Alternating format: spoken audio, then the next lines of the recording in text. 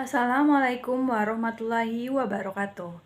Perkenalkan, nama saya Rahma Dwitia dengan NIM 1401421104 dengan nomor presensi 11 dari Rombel C. Di sini saya akan membuat video tentang mengenai manajemen sekolah sebagai bukti bahwa saya telah mengerjakan UTS manajemen sekolah. Baiklah, di sini saya akan menjelaskan tentang hakikat manajemen sekolah. Manajemen sekolah adalah kegiatan yang dilakukan untuk membentuk upaya pemberdayaan sekolah supaya mewujudkan sekolah yang mandiri dan efektif serta meningkatkan kinerja sekolah melalui optimalisasi peran dan fungsi sekolah sesuai dengan visi dan misi yang telah ditetapkan dan disepakati bersama. Baiklah, di sini saya akan menjelaskan tentang proses manajemen sekolah. Proses manajemen sekolah itu ada 4. Yang pertama ada perencanaan atau planning, yang merupakan proses penentuan tujuan atau sasaran yang hendak dicapai dan ditetapkan langkah-langkah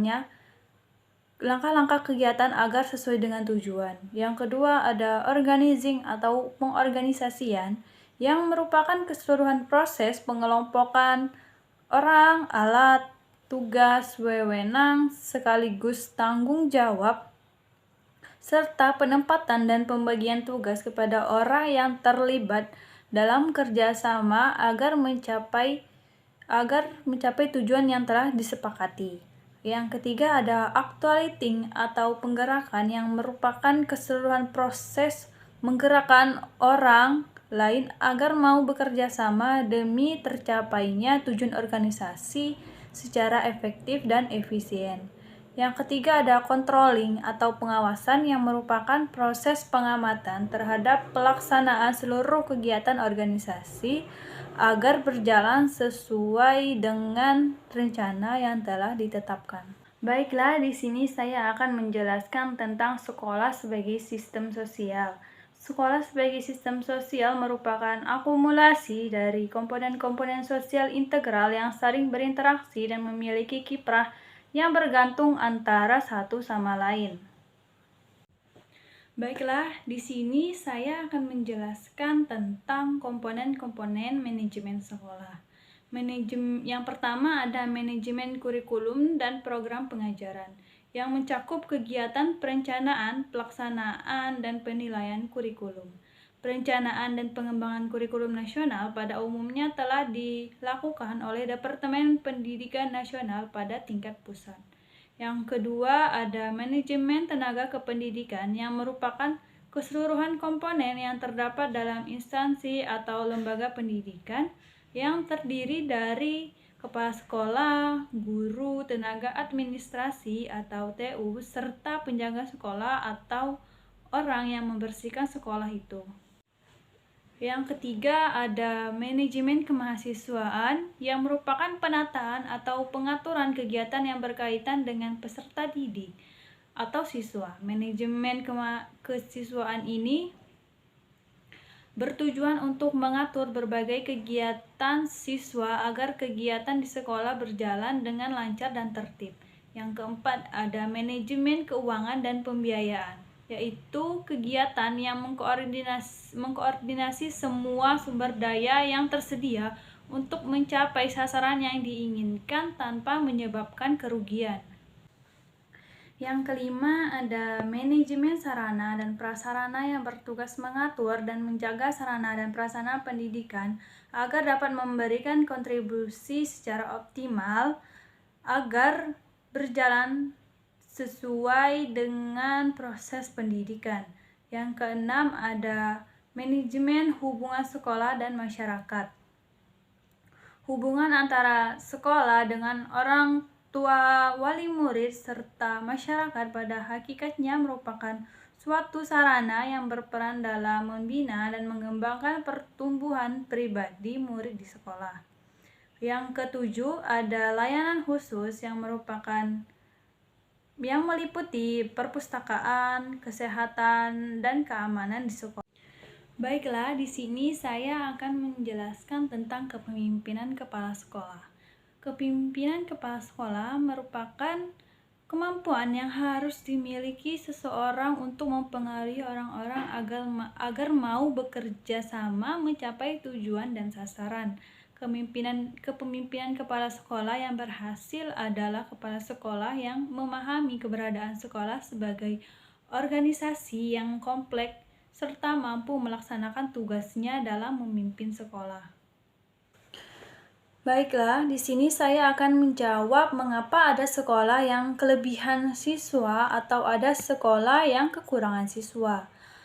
Mungkin karena sekolah yang kelebihan siswa itu peminatnya tinggi. Orang tua siswa melihat dan menilai bahwa sekolah tersebut memiliki fasilitas, sarana dan prasarana yang cukup memadai untuk mendorong proses pembelajaran di sekolah.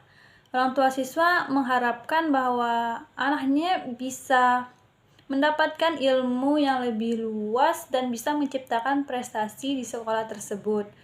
Untuk sekolah yang sepi peminat atau kekurangan siswa itu mungkin karena orang tua siswa itu mengetahui atau menilai bahwa sekolah tersebut memiliki fasilitas, sarana, dan prasarana pembelajaran yang kurang lengkap atau kurang layak untuk mendorong proses pembelajaran di sekolah. Baiklah, di sini saya akan menjawab mengapa sekolah itu menjadi sekolah favorit atau menjadi sekolah dambaan. Menurut saya, mungkin yang pertama karena sekolah itu memiliki akreditasi sekolah yang tinggi, semisalnya memiliki akreditasi sekolah A. Yang kedua karena sekolah itu menciptakan atau melahirkan siswa-siswa yang memiliki prestasi yang lebih unggul daripada sekolah yang lain. Yang ketiga karena memiliki sarana dan prasarana yang cukup memadai serta mendorong pembelajaran sekolah.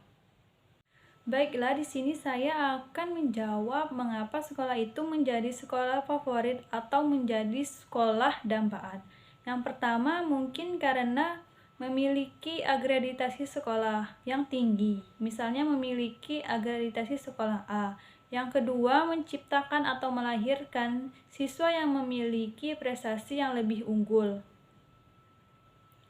Yang ketiga, karena sekolah itu memiliki sarana dan prasarana yang layak serta lengkap untuk mendorong proses pembelajaran di sekolah. Baiklah, di sini saya akan menjelaskan tentang 3 contoh permasalahan yang ada di manajemen sekolah dan cara mengatasinya. Yang pertama, ada kurangnya sarana dan prasarana untuk mendorong proses pembelajaran di sekolah. Yang kedua, ada rendahnya tingkat prestasi siswa. Dan yang ketiga, ada tenaga pendidik yang kurang inovatif. Menurut saya, cara atau solusi untuk mengatasinya adalah yang pertama adalah dengan menyediakan atau memperbaiki sarana dan prasarana pembelajaran yang ada di sekolah sehingga layak untuk digunakan. Yang kedua, melengkapi sarana dan prasarana pembelajaran yang masih kurang. Yang ketiga, lebih mengarahkan membimbing siswa ke bakat dan minat siswa sesuai dengan kemampuannya. Yang keempat, memberikan layanan agar siswa lebih luas untuk menggali dan memperkuat bakat dan kemampuannya. Yang kelima, mengarahkan tenaga pendidik agar lebih memvariasikan pembelajaran yang ada di sekolah.